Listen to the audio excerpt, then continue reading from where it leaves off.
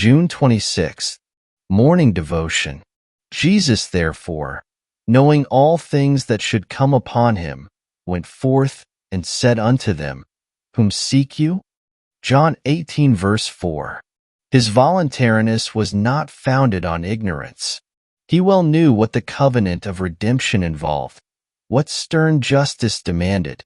The entire scene of his humiliation was before him, in all its dark and somber hues: the manger, the bloodthirsty king, the scorn and ridicule of his countrymen, the unbelief of his own kinsmen, the mental agony of Gethsemane, the bloody sweat, the bitter cup, the waywardness of his disciples, the betrayal of one, the denial of another, the forsaking of all, the mock trial, the purple robe, the crown of thorns, the infuriated cry, Away with him!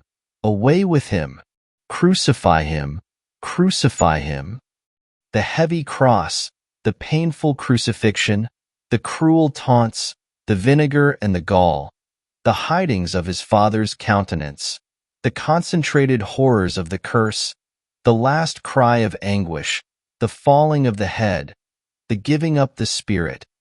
All was before the omniscient mind of the Son of God, with vividness equal to its reality, when he exclaimed, Save him from going down to the pit. I have found a ransom.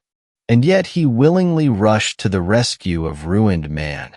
He voluntarily, though he knew the price of pardon was his blood, gave himself up thus to the bitter, bitter agony.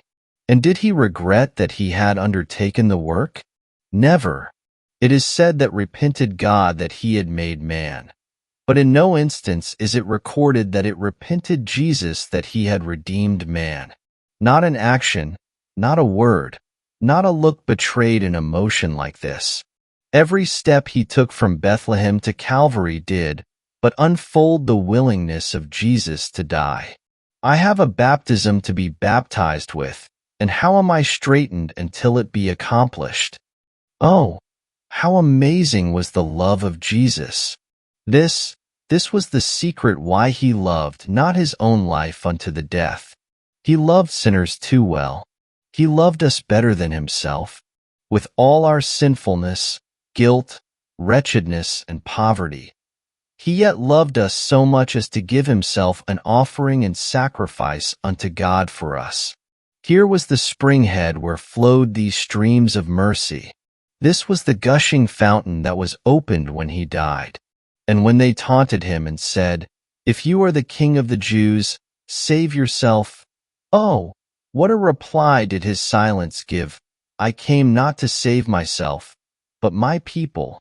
I hang here, not for my own sins, but for theirs. I could save myself, but I came to give my life a ransom for many. They thought the nails alone kept him to the cross. He knew it was his own love that fastened him there. Behold the strength of Emmanuel's love. Come, fall prostrate, adore and worship him.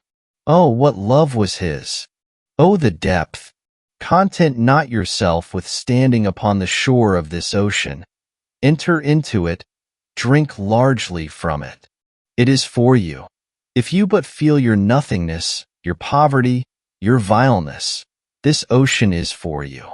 It is not for angels, it is for men.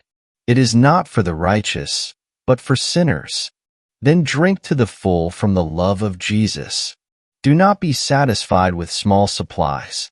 Take a large vessel to the fountain. The larger the demand, the larger the supply. The more needy, the more welcome. The more vile, the more fit.